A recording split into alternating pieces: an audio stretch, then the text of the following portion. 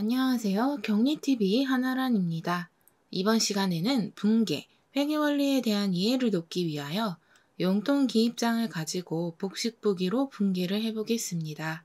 그럼 좋아요와 구독, 알림 설정, 댓글, 땡스 부탁드리며 1대1 개인 맞춤가에 그룹가해와 멤버십 한정 영상, 격리 업무 대행 서비스도 많은 관심 부탁드려요.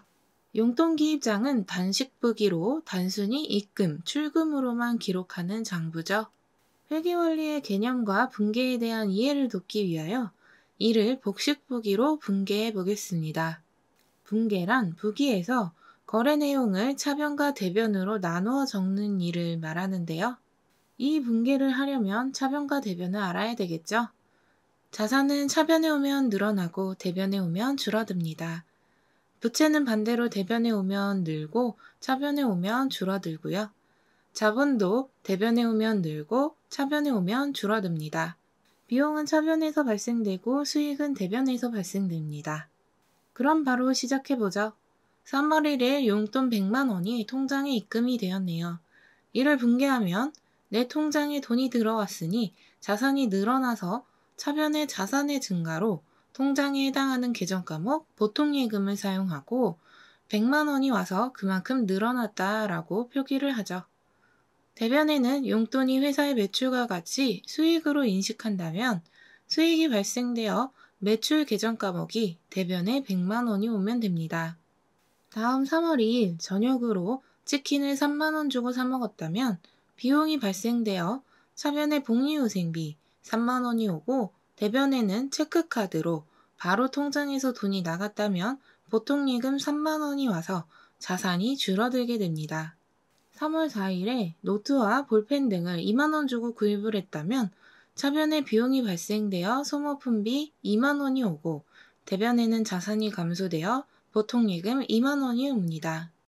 그리고 5일에는 동생에게 5만 원을 빌려줬다면 차변에 나중에 받아야 할 권리, 자산이 늘어나 단기대여금 5만 원이 되고 대변에는 갖고 있는 돈, 보통예금 5만 원이 줄어 자산이 감소됩니다.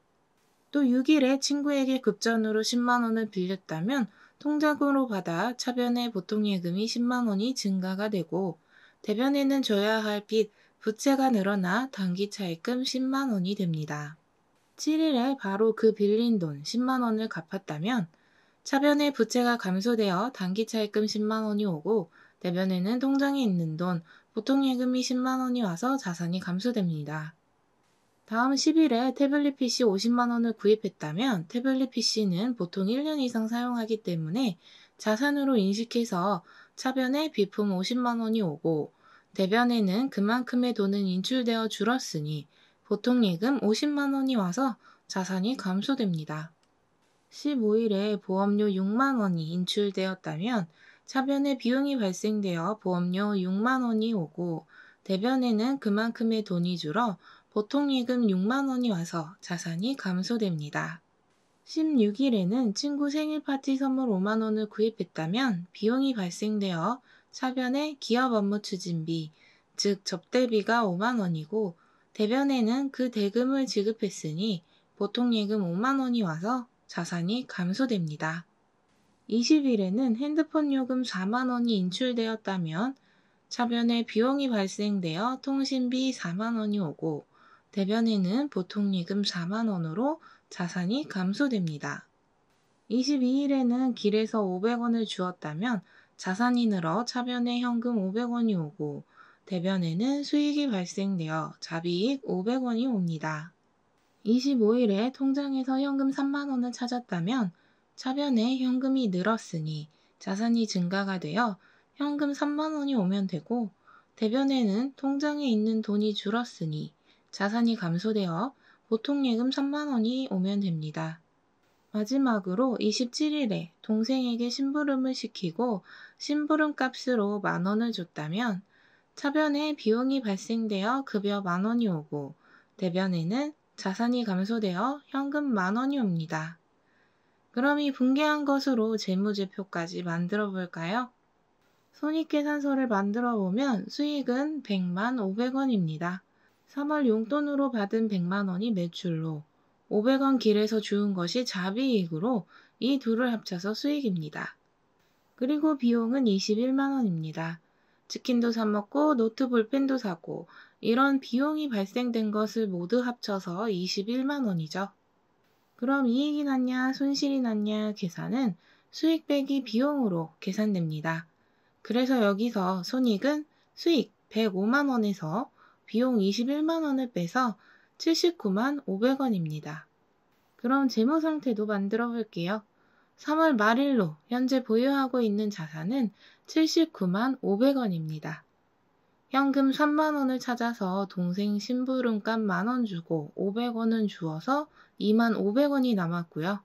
보통 예금은 22만 원, 태블릿을 산 비품은 50만 원, 빌려준 돈, 단기 대여금 5만 원까지 자산입니다.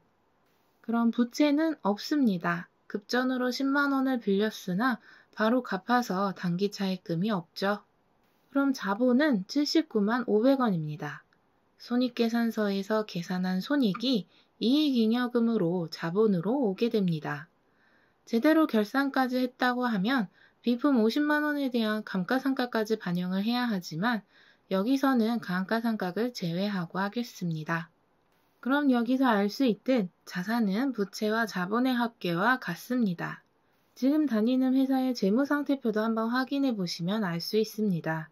그럼 지금까지 용돈기입장의 내용으로 분개해서 재무제표까지 만들어 보았는데요. 회계 공부하시는 데에 도움이 됐으면 좋겠습니다. 만약 이런 격리 업무가 어렵다면 하나란의 격리TV 제 채널을 구독하시고 영상을 시청해주세요. 대부분의 중소기업 격리 업무 커리큘럼 수업을 듣고 싶으시면 멤버십을 가입하셔서 영상을 시청해주시거나 그룹 가입을 신청해주세요. 그래도 어렵다면 1:1 개인 맞춤 가입을 신청해주세요. 만약 격리 고용이 힘든 대표님들은 격리TV에서 제공하고 있는 격리 업무 대행 서비스를 이용해보세요. 회계 프로그램 도입 등의 단기 서비스도 가능하고 격리 업무 관련 컨설팅도 가능합니다. 신청 및 문의는 화면에 보이는 이메일 주소로 메일 보내주세요. 더보기에도 메일 주소 나와 있으니 참고해주시고요. 이상 격리TV 한나란이었습니다. 그럼 다음 시간에 만나요. 안녕히 계세요.